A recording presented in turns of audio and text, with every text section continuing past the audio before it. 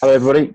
For those of you who don't know me, my name is Peter Llewellyn and I run the services at MedComms which are a variety of services, information services, events and so on for people who work in the global community of MedComms, by which I'm talking about medical communications, medical education and medical publishing. And these Zoom webinars that we're doing at the moment is a great way of reaching out to everybody anywhere, free to access, and all being well, we'll get a recording at the end of it, which you can then follow up and access on NetworkPharma TV, I should say. So the idea of the webinars is we get people, interesting people doing interesting things in and around MedComms, and hopefully an interesting audience who can ask questions. On that note, I'm going to hand over today to Ffyona Dawber of Synergy Vision, who's going to introduce herself, her team, and is going to talk through her 4-day working week. Over to you, Ffyona. Thanks, Peter. Hi everyone, so we're Synergy Vision. We're based primarily in London, and I have got Billy and Jill from the team on the line as well, who you can probably see on screen.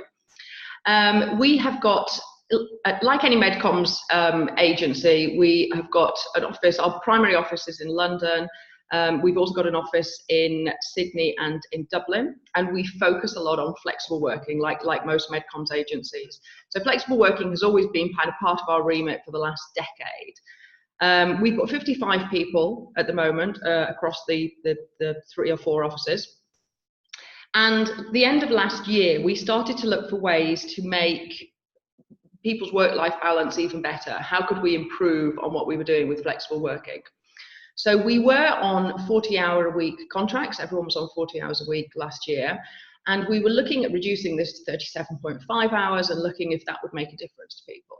And it was whilst doing the research for that, I started to find that there was a lot of talk about a 4-day week. And that's what I'm going to talk a little bit about now. So I'm just going to share my screen and go through a few slides.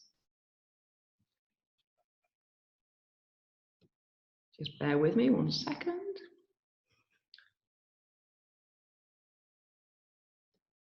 Hopefully everyone can see that. Can you see that, Peter?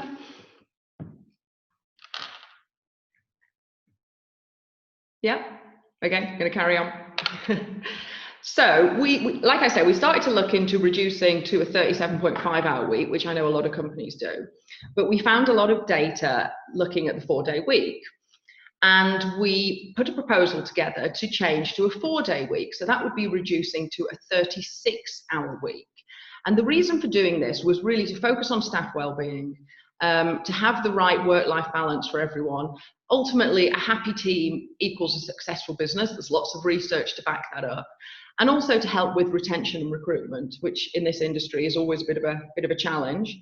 So that's what we did. We put a proposal together for the board, and amazingly, everyone was in favour of it from the off.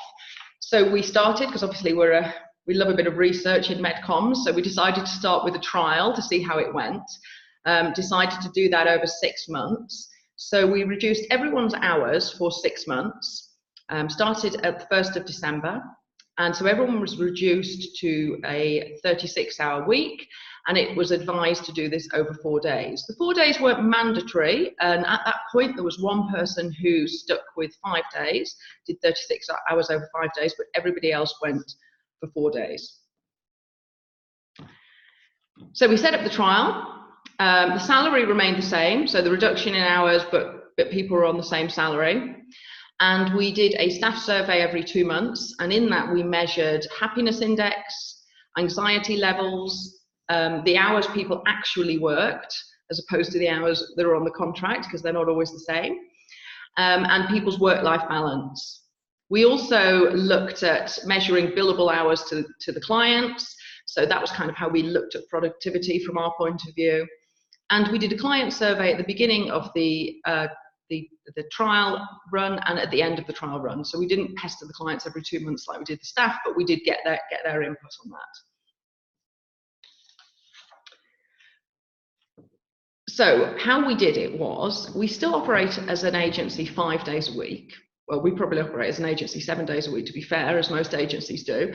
But we were open officially 5 days a week. So we're open Monday to Friday. So there has to be someone from each team on and in every day of the week. So we days off are booked in advance. Obviously, the most popular days are going to be Fridays and Mondays. So what we did in the situations where more than one person in a team wanted Friday off, they would negotiate within the project teams between themselves to decide who was going to have it off, and most likely alternate. So there are some teams where you've got 2 people, 2 writers, 2 project managers, and say 2 project managers on one project always want Friday off. What tends to happen is they alternate it. So one has a Wednesday, one has a Friday.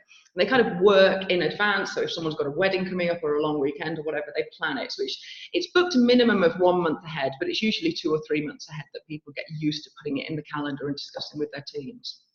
This was definitely decided. The days off were and still are definitely decided within the teams rather than a top-down approach. We didn't really feel that would work. It is up to each project team to make sure there is cover for their project 5 days a week, so people decide that themselves.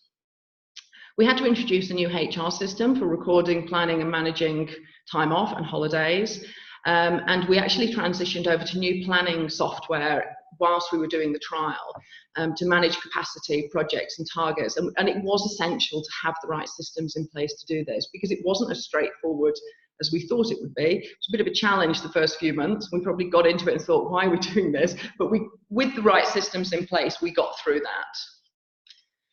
So every 2 months, this is a great picture of our team on a boat randomly. So every 2 months, the staffs were asked for their opinion on a number of items related to the 4-day week, as I've mentioned. So we did the happiness score, anxiety levels, time spent working during the week, what they did on their day off, how they felt their work-life balance was, and they scored on that, how they felt productivity was, and just general feedback and any suggestions they had as we went on. We had a core team, so it was someone from each group, so someone from writing, someone from operations, someone from project management, someone from events. And we met weekly during the beginning to kind of iron out all these minor issues that we were having as we started off. So it was quite intense. It was quite a lot of work to get it going with the team, especially in the early days. So I'm going to focus on a few of the survey results that we got across the months. The first one I'm going to start with is happiness. As you can see here, when we started the trial, when we proposed the trial, we thought everybody was really happy at 66%. So this was after we told people we were going to do this. And it was only when we look back, when we get to the end of the 6-month trial in May, when people had reached 97% happiness, we realized people weren't really that happy in November. And there was probably a little bit of anxiety and a little bit of nervousness about how is this going to work? It sounds great, but how is this going to work in reality? So this shows a proportion of the staff with a happiness index above 7. And as you can see, it's quite apparent. I won't preach to you what it says on that slide. Working hours is another thing we looked at. So the question we asked people every 2 months was, did you work longer than your assigned hours? And this was a proportion of people who said yes. So you can see in November, it's fairly high, even though we were on the 40-hour contracts at that point. So 65% said yes. It dropped down slightly in January, but that could be because January does generally tend to be a slightly quieter time as everyone's clients coming back after Christmas. But in May, it had stabilized at about 48%, which we're happy with. And it's great because we're on 36-hour contracts now, and less than 50% of people are feeling they're working more than their hours. How do people feel about the 4-day working week? So proportion of positive responses. You can see people were positive pretty much throughout. We never really had much negativity towards it, but it did increase up to 100%. By the time we did the final survey in May. So again, really positive on how people felt about that. And this is a graph which shows the thoughts on work-life balance and whether work intrudes on people's home and social life. And just looking at the figures for November before we started the trial and May after we started the trial. And what you can see by the time we get to May, the greener boxes are getting bigger and the redder boxes are getting somewhat smaller, which is great, particularly on the work-life balance. I think if you ask anyone in the team, they will say that they have to work really hard on the 4 days they're in the office, but having the day off just makes their life balance much better, much more stable. So we wanted to look in the survey as well at what people are doing with their time. And I don't know if anyone's seen this before, but Mind has a recommended path to personal well-being. So the things we should all be doing with our time when we find the time is connecting, being active, taking notice, so living in the moment, learning and giving. So they're the kind of things that we were hoping we would see that people were spending with their time, doing with their time to kind of for their mental and physical well-being, because that's a big part of why we did this. And this is what people in the team do generally do with their days off. So we've asked people throughout, and it's varied a little bit month on month, but it's pretty much stayed similar. You'll see the largest number is people who take care of chores, errands, or appointments. And I know that sounds quite a tedious thing to do on your non-working day, but what that ends up doing is then freeing up people's weekends. So all those boring things, whether it's, doing the washing, cleaning the house, going to the appointments, picking up stuff for the dog, if you can get that all done on a Wednesday or a Tuesday, you don't have to think about it at the weekend, and then you get to spend more time with your family at the weekend. That's what we found. Obviously, the other things are spending time with family and friends, particularly people who've got young children have found that having that extra day off, being able to spend time if the kids are not at school, resting and relaxing is a great one. You can never get too much of that. So that's what we found. So we're really happy that people are spending time doing those kind of things. The other, when people had free text what to write about other, they said things like doing life admin or studying for a professional qualification. That was the kind of thing people were writing under other. Taking up a hobby is great. I personally love outdoor swimming, so that's kind of my thing. I've been to the Lido this morning for a fresh dip in 14-degree water. So for me, it's great having the time off. Today is my non-working day, by the way. That's why I went to the Lido this morning. It was a half a non-working day for me. General feedback for the team. Overall, people enjoy the 4-day working week. They're a firm believer. Everyone was hoping it was going to be made permanent. People were generally positive. So people had lots of feedback, and there were lots of comments on how we could change it, what we could do. Like I say, we had teething problems the first couple of months, particularly around systems and making the systems work for us instead of us working for the systems. So I can't deny the first 2 or 3 months were hard work to get through it. But everybody in the team really wanted it to work. And like I say, because it didn't come as a top-down mandate on what days you have to work, people had to work individually to make it work for them, which I think has made everyone feel part of the solution in making this work for us. So, in conclusion, it's been overwhelmingly positive, the feedback we've had. We've done the client survey, and the majority of clients were happy. There was one client who has not been as happy as everyone else, but the majority have been happy. What we've had to do with things like emails, client emails, so we kind of moved away from having individual email accounts, whereas with people's names, and we have more project accounts. So we have project at whatever at Synergy Vision, which makes sure that somebody responds to the client at all times. But 85% of our clients thought it was great. And actually 2 of our clients have asked us to come in and talk to them about converting to a 4-day week, which is great.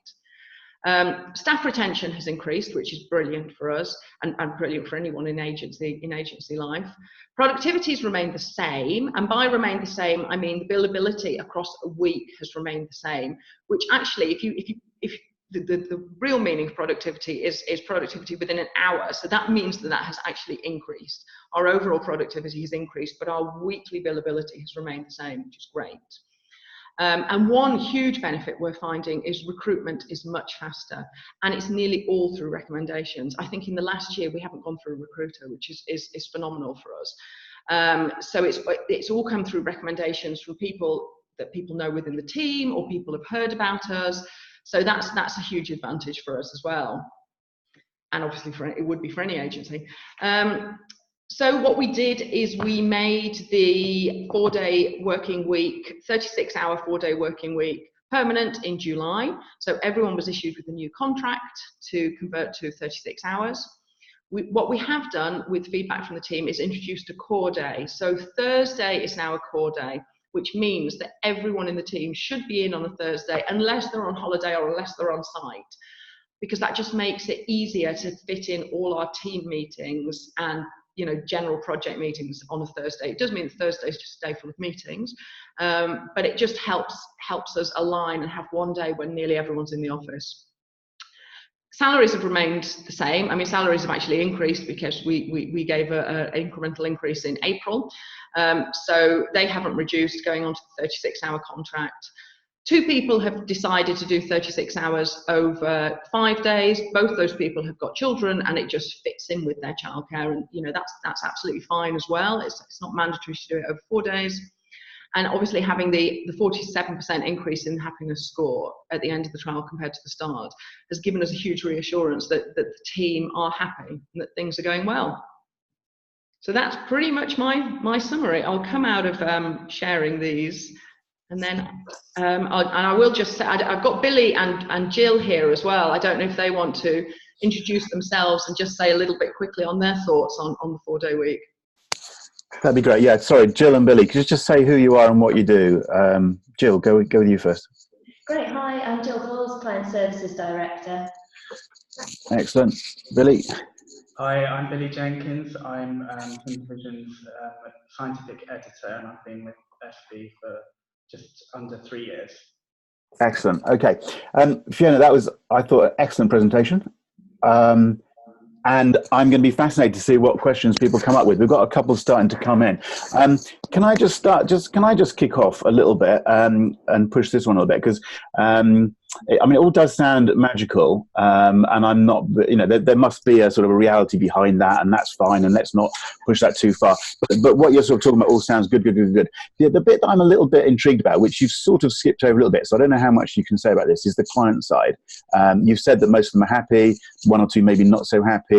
But just can you just give us a little bit more sense of what the issues were from the client side, or the comments, or the sort of reaction before, during, and after? Is that something Ffyona wants to lead away, or Jill? You're Jill's going to answer on that. That's one. where you're coming. Okay, go on. That's kind of my job. So I was really keen to make sure that we got clients' input into this, and make sure that that what we're doing doesn't negatively impact our clients' opinions of Synergy Vision, and make sure that they're still really comfortable with working with us. So as Ffyona said, we sent out a survey, and we asked them across a number of different factors how they felt about working with us, and how they felt that had changed, if at all, through the trial. So focusing on things like our proactivity, our responsiveness, making sure that they always knew who to get in touch with, or how to get in touch with us, and that they were really getting the huge quality and level of service that we really pride ourselves on. And as Ffyona said, the results were virtually all positive.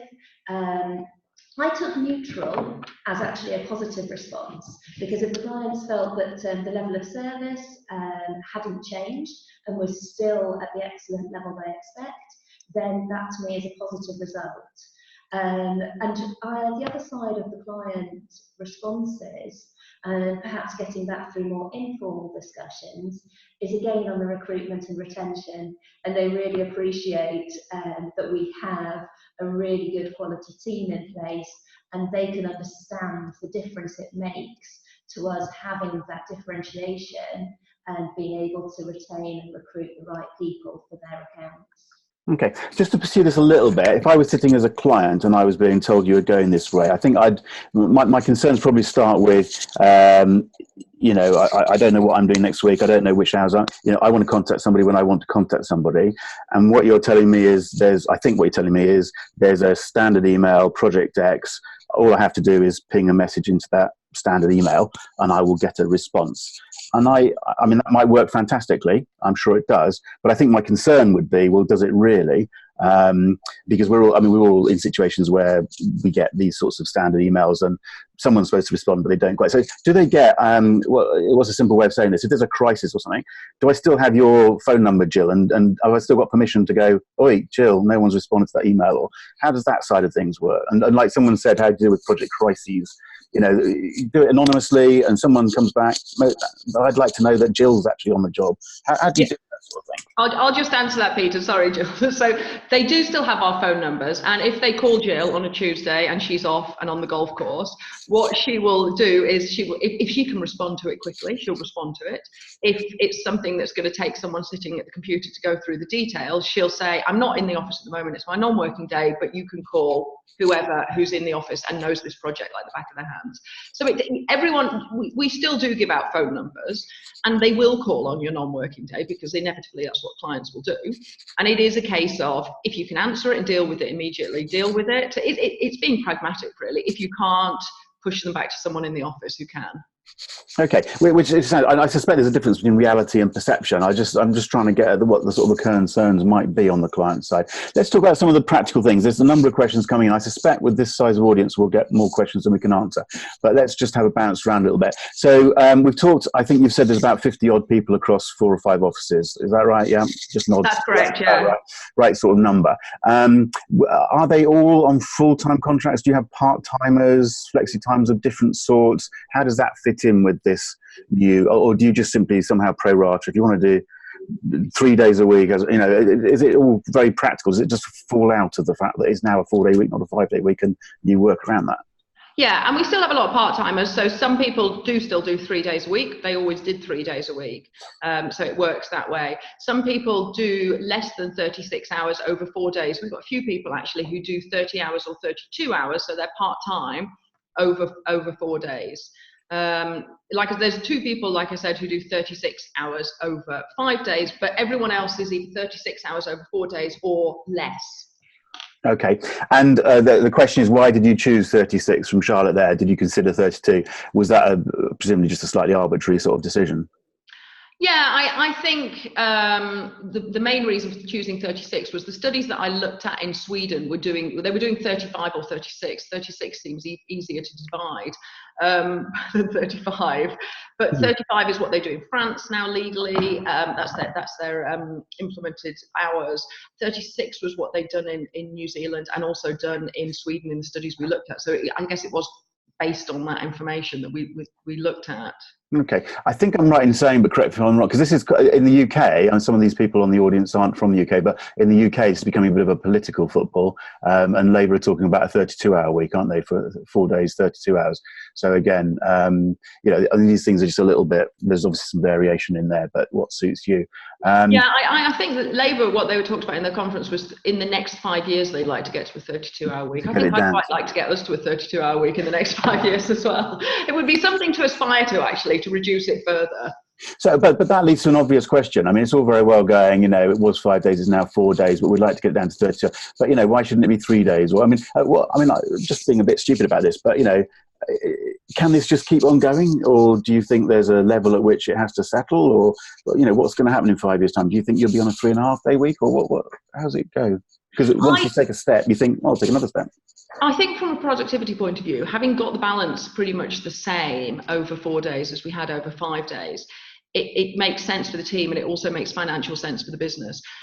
It'd be interesting to see if you reduced it further, if you could maintain that from a business sense. I'm not sure you could, but you know, it's not something that I would be closed to looking at. Okay, and I mean, at the end of the day, and some of this conversation could be a bit silly, I think, so I'm going to be trying to be careful here, but you had still quite a reasonable number of people working over their billable hours, over their hours of work. It's come down, which is great, but I would have thought, still had quite a lot of numbers of extra hours and things in there. And I guess some people might say, well, you know, you're still actually getting a lot more out of people than you're paying for. How does that sort of rumble along internally? Is that something that you Yeah, and actually I haven't shown the results of the specific question, but the follow-up question we asked for that was, how many extra hours do you think you're working a week? So was it between 0 and 2, 2 to 4, and the majority, I think 7%, were between 0 and 2, right. Which, you know, I think is probably the nature of the work. It is the phone calls when you're on your day off. It is, you know, doing that extra bit of work to get the slide set ready on a Sunday night for a Monday. I think, unfortunately, that is the nature of the work. We have a policy, a lieu policy, an overtime policy here, which I'm sure lots of agencies do have, which kicks in at certain points. So we do manage that as well. All right. Okay. Have you spotted any questions? Let's see let's just run through a couple of questions here. So how do you manage people who take consistent day off for childcare? Do you have to reduce to a 4-day contract with a corresponding drop in salary? I think you're already covering that. You'll flex around people, won't you? And just sort of with that as a reference point. So I think that's probably straightforward. If they work part-time, they're getting a lesser salary, but it's within the context of the 36. Project crises, you're saying that it's not a problem because everyone is contactable. 36 sounds fantastic, great presentation. I'm interested if it's replaced other flexible working patterns. One question. So no, this is fitted within our flexibility, so right. we still are completely flexible. I would say it goes both ways though, as Ffyona said. There is that element of doing some things on your non-working day, but then we are completely flexible. If somebody needs to work from home another day, or do more hours on one day and fewer on another, fit around other things in their lives as well. We trust people to get the work done rather than need to have a bum on the seat. Okay, which actually in itself just covers quite a few of these questions, which I think people are questioning the sort of the detail of this, whereas actually you're basically saying that we've just changed the reference point. We're still quite flexible around that. One of the questions, just out of interest, I haven't seen the question come up, but I saw it in something I was reading from you guys that I think it might have been right early on. You thought it would be, if I'm understanding correctly, a way of reducing reliance on freelancers. What's happened? A, how much freelancer usage do you have? And B, has it had an impact? And why? Anyone got an answer to that or not? Billy's going to answer that one, sorry. Okay, yeah, so in terms of editing, I think probably last year we did use quite a lot of freelance support, but I think the 4-day week had the effect of kind of looking at how much capacity there was in the editing team. So obviously my hours decreased by 10%, and initially when we had started the trial, I kind of thought, well, how am I going to do this extra work? It would do the same amount of work in fewer hours. But I think the team were really good at looking at the knock-on effects of that, and the result for me, for the editing team, was that we actually recruited another editor. Right. So in terms of the editing side, our use of freelancers has basically gone down to 0 now. Right. As for the medical writers, I'm not too sure about that. Yeah, we don't very many freelancers anyway. Right. Okay. I was intrigued about how that sort of dynamic worked, but I was also slightly intrigued why it would cut down the need for freelancers. But anyway, okay. So again, you have to resource what happens. Just a practical question. Okay, let's pick up Jackie's question. Does it apply to everybody? Back office staff, financial accounting, HR? It's literally everybody, isn't it? It's literally everybody. Yeah, everyone in the office. Okay, one of the questions I wanted to ask was, you've got offices in Dubai, Sydney, is it? Sydney, yeah. Dubai and Sydney. And I don't know anything about working hours and conditions in Dubai and Sydney, but the implication of what I've read is that you have cut the working week in all offices to 36. Has there been any differences in the different offices in the different countries? Well, it's actually Dublin and Sydney. It's not that exotic. But oh, sorry, I've written Dubai. Sorry, Dublin. So Dublin's quite straightforward. They have the same European guidelines that we have. Sydney, interestingly, Australia do have a fair work mandate where the legal limit is a maximum of 38 hours anyway. So we brought them down to 36, but it's actually only taken 2 hours off their usual weekly allowance. So fair work in Australia specifies 38 as their mandatory hours. Okay. Again, some quite specific questions here. Do people get the same amount of holiday? Yes, holiday was quite complicated to work out actually, but they do effectively get the same amount of holiday. So what we gave before was equivalent to 5.2 weeks plus bank holidays, and what we give now is equivalent to 5.2 weeks plus bank holidays. But actually, we calculate holiday in hours now rather than in days, and it was disproportionately confusing to work out to begin with. It was one of the things that was really one of the hurdles in the beginning that was a huge headache. And it was basically just maths, and we got on top of it, but it was a challenge to sort that out in the beginning, because some people were doing over 5 days and some people were doing over 4 days, some people were still doing 3 days. So basically we just converted everything to hours and gave the holiday allocation as hours. So converted the same amount of days they previously had, which was 26, into hours, and then gave the same amount. Okay, I'm well known for saying that I think everyone should just stop having holidays because it'll make everyone's life a lot easier, but there you go. But it does lead into a number of people who ask the same sort of question here. You've talked about investing in new planning, project planning, HR software and so on. Can you share what systems that you're using? Well, I think like many agencies, it's a big discussion and decision which planning software that we choose to invest in. So we were thinking about changing it anyway, and I guess this precipitated our review and our planning and our decision on changing software. I don't think I can share exactly which software we chose to use though. Okay, all right. Again, lots of these questions I think are really covered. Okay, Nigel's asking about, do you have proportions of clients in the US, California? How does that impact on, requests coming in after 3 o'clock most days and things? Again, I guess you're going to say we flex around this stuff. Yeah, and what we do, interestingly, so we've got some people who work primarily with on projects in Asia Pac, some people who work primarily in Europe, some people who work in the US. And what tends to happen is those who work on Asia Pac tend to work Monday to Thursday and don't work on a Friday, because things come in first thing on a Monday morning. So they will normally plan to always be in on a Monday morning, not be in on a Friday afternoon. So we kind of work that way around it. So it's still the 4-day work week, but it fits in with the hours that they're awake and asleep as well. Okay, all right, that's making sense. Right, come on then. I'm going to be a bit specific here. Jill, let's start with Jill. On the client services, which you've already touched on a little bit, but you're working in the organisation, so talk a little bit about how it's impacted on you and what you do with your day off, and what are the pluses and the minuses. Let's be a little bit honest here. What's pros and cons of this system? Sure. So I guess on a personal level, it's fantastic. It really gives me the opportunity to do the things I want to do outside of work. So for me, I have some medical appointments. It means I can fit those around my work a bit more easily, and try and be outdoors, be active, do the things I want to do around my working life.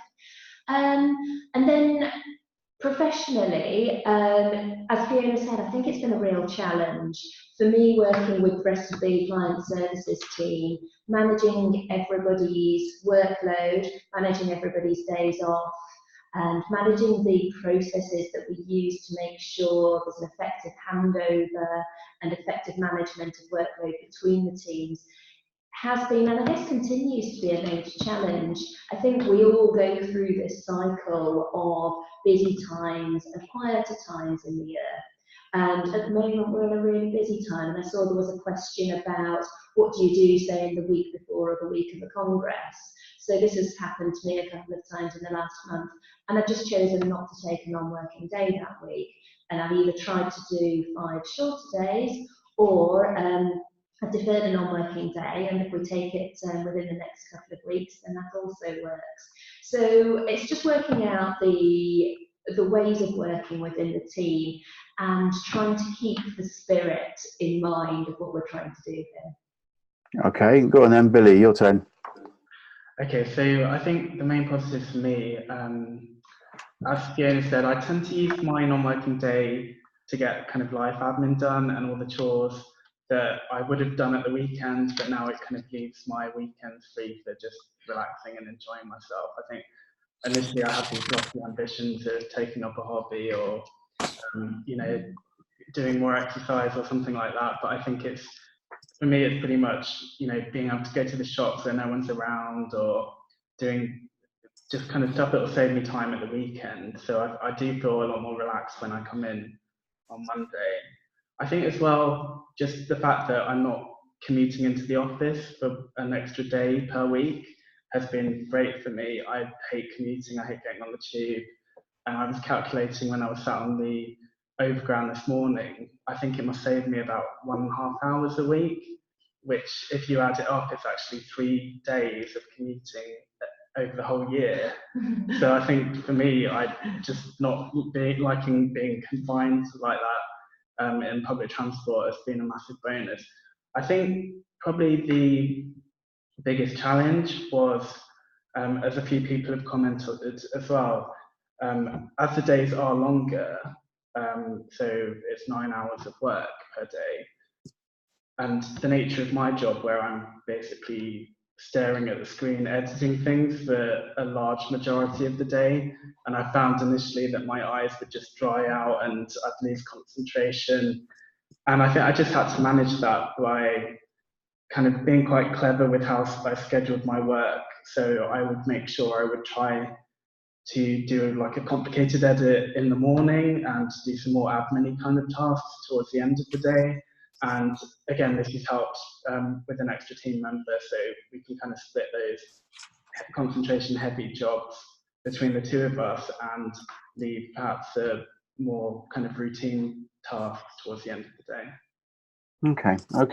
I've got one eye on the clock, and I'm going to call a halt in a couple of minutes to the recording. So can I just say to the audience members, when we stop recording, we will carry on talking to the top of the hour. So do stick around, and we'll keep going with these questions.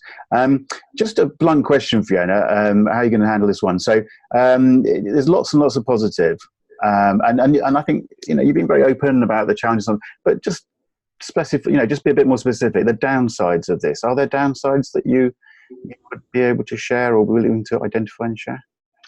The downsides, I usually take a Wednesday off, and I find on a Friday the office is really quiet. That's a bit of a downside. I mean, you just don't have that same kind of team feeling in the office on a Friday, because Friday does still tend to be the most popular day.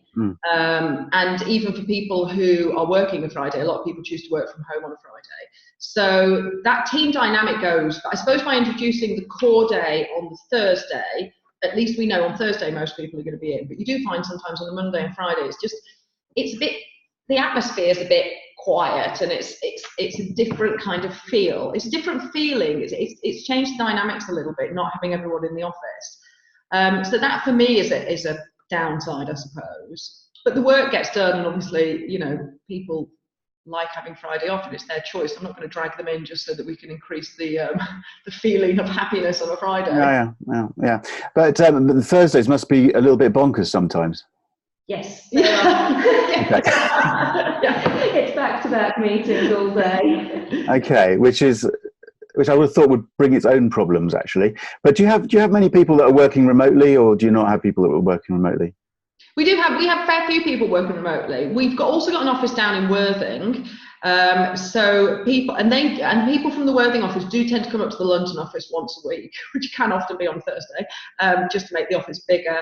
We've got someone who works up in the Lake District who's completely remote working, and we have a lot of people who work from home 1 or 2 days a week as well. So that kind of adds to it. Which means that, like I say, Mondays and Fridays can be quite quiet in the office. Thursdays sometimes can just be absolutely packed in the office. Okay, but again, if you're working remotely, you just fit in with this. You would still have your core day of Thursday and so on. Yeah. Okay, can I just ask, I might have missed it. I don't think I did, because a couple of other people asked the same question. You're talking about these happiness scores. Is that something you came up with yourself, or is there a standard way of measuring this? Can you share what you've done to come up with that score? Yeah, we did come up with that ourselves. We actually were looking at using a tool we'd seen a lot of research on called the happiness index, but we weren't able to gain and implement that tool. I can't really remember the reasons why we couldn't, but there was some complexity around it, wasn't there? I don't know if I'm looking at Billy. He might. Do you remember that when we set that survey? Yeah, I can't recall. Yeah, so the happiness index was something that the happiness score was something we came up with ourselves. The anxiety score, which is kind of inverse to the happiness score, was something that was online, looking at anxiety levels. Okay, cool. All right. I mean, I have to say, from a purely personal point of view, one of the things that's most impressed me over the last few months, sort of watching this story unravel and seeing the sort of results you presented today, is the fact that you are measuring this. I mean, I just think that's that's worked well, and you've got some good data there, which is great. But I think the idea is excellent. So thank you for that. I'm going to wrap this up, but I'm going to just, I think Ffyona, I think we sort of slightly staged this, didn't we? I'm hoping I did. As we wrap this up, Ffyona, if people out there are thinking about, heading towards maybe the 4-day working week or so, have you got any sort of a couple of simple tips that you'd sort of share? What do they need to be thinking about? I mean, the one thing I would say is you will have teething problems, and bear with it. I think it's worth it. I can't tell you the difference in the team and how happy people are. I mean, you can obviously see it in the retention and the recruitment, but it is a case of bearing with it for the first few months as you get through it. Excellent. Okay. All right. On that note, can we all say goodbye to the audience for the video? But as I say, to those members of you, members of the audience who are watching, hang around because we'll keep on talking to the top of the hour. But for now, huge thank you to Ffyona and to Jill and Billy. Thank you very much. And let's all give a little bit of a wave goodbye. Bye. Bye.